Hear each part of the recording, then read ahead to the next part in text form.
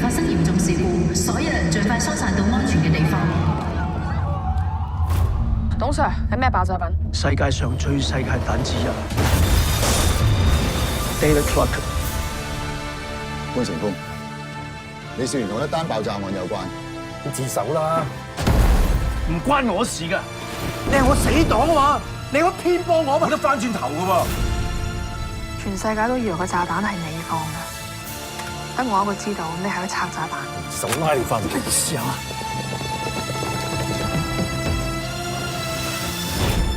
講我聽，你仲可唔可以繼續你嘅任務？我而家好多嘢都唔記得，雖然我唔記得佢哋係咩人，但係我真係好難過。你揾佢查恐怖分子啊？佢哋自己有冇做過警察都唔記得，你哋係咪人嚟㗎？冇人估到會變成咁㗎！